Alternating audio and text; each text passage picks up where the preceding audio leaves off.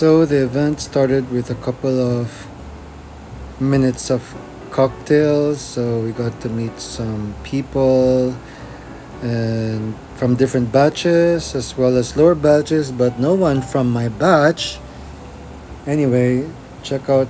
Oh, that's Arjun, the brother of Nisha, and some of my brother's batchmates mostly. And there's Annabelle with Arjun. Lara Ternero joined us in the picture also, and Lara spent most of the time chatting with her.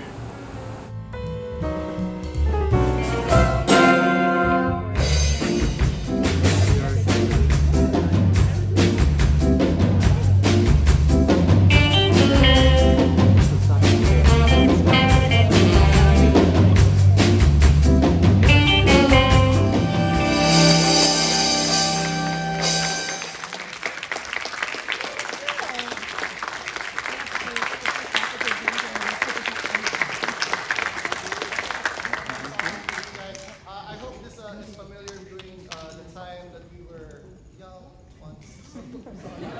This is we're still young. We're always young.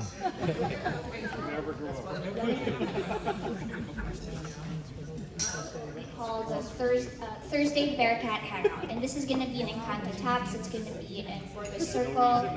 There will be a 15% off discount for everybody who shows their ISM ID. Could be your alumni ID, parent ID. So yes, we hope you can join us for our very first one on December 4 and help us continue this tradition of doing it every first Thursday. Please join us. We will be sending out an email announcement for this in the coming days. So more details to come, and we hope you can join us for this event. Next slide, please. So in celebration of our 105th anniversary of the school, we will be having our second Change Lives Together campaign.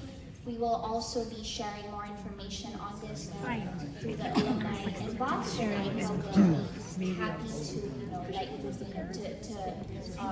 make sure that you'll be able to come to campus and get a tour and any other things that we can help you with and visit us.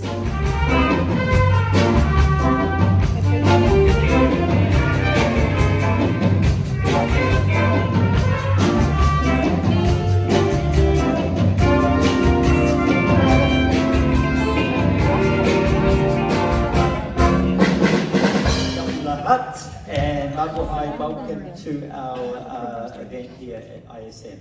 Your alma mater, welcome.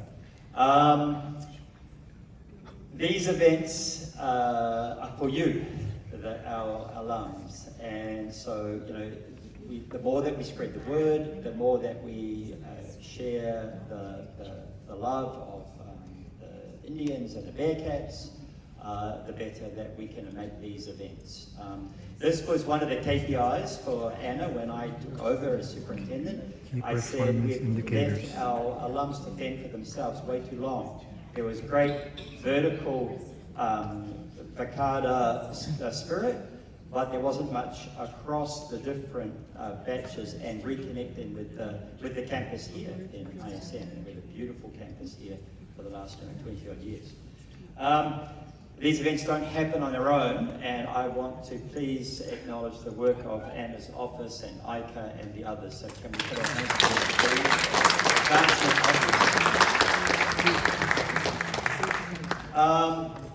I did just want to say a few very quick words. School is in really good shape. For example, you're sitting in this fine arts theatre. It's been around for a while, but last summer we added these brand new speakers, and the company that added these state-of-the-art speakers said, we're not going to put them in, Mr. Brown, unless you acoustically treat all of the walls. Yes. So all of that was done as well last summer. Yes. And that was just one of the CAPEX items that the Board of Trustees allowed us to do last summer. If you've been able to walk the corridors at all, you would have seen that we've also started a rolling renovation of the corridors I had an alum in yesterday, and she attended Stanford University, and she said, Mr. Brown, this is far better than anything at Stanford. So there we go. And we have Denise Castro there as one of the architects involved with that whole thing. So well done. Yay! Not only are we going to develop that and keep rolling with that renovation, but we've also done some pretty amazing things since you guys graduated, most of you, right? One of those things is about 10 years old now, and we're so proud of it, and that is the Special Learning Support we call SLS program. About 11 years ago, David Toe's superintendent then said, we want to be more inclusive, more neurodiverse as a community, and the board in 5 minutes said, yes, we agree. That's what our mission statement is all about. And now we have probably 4 or 5 schools, international schools in the world. We're one of those 4 or 5 schools that are running those programs. And the US State Department, when they're working, love us, right? I don't know of another international school, I'm not even sure of a public school, that has an indoor sports facility that is air-conditioned, covered, and it has 6 golf driving range simulators and 1 putting simulator. And next door to that is 3-meter lane wide cages for cricket, baseball, and softball. And also the middle 2 lanes are electronic, they go up to create another artificial space for PE space and other sports. I just met with a student, grade 7 student, who wrote a 3-page proposal saying, Mr. Brown, can we please have fencing at ISM? And we've got a space for it now, so we're going to start fencing in season 4 of this year after school in that space.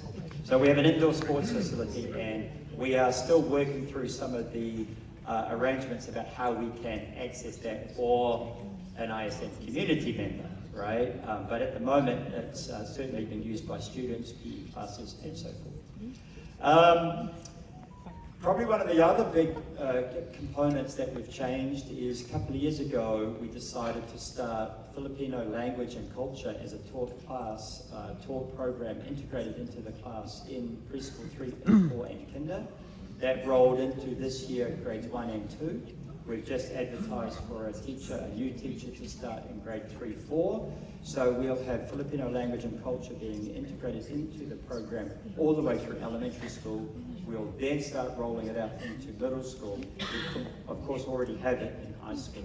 So we'll be able to learn Filipino, we'll be able to understand this wonderful country that we live in, as temporary people, often with our mission statement, people who are temporarily residing in the Philippines, expatriates, they'll be able to maybe appreciate and understand a little more about this wonderful place. The last thing is the Board of Trustees has decided that we need to look at ourselves because we are really getting to a maximum capacity on this campus. We're currently at about 2,450 students. And so rather than jump into a quantity program, a building program, the board has very wisely said, and asked me to sort of help organize that, let's look at the quality of education in the future. What will an excellent teaching and learning program look like in 5 years' time, 10 years' time in ISM? And so once we get some understanding about that, then we can decide what we want to build and put in place, if anything, or whether we just want to keep at the same size as we are now.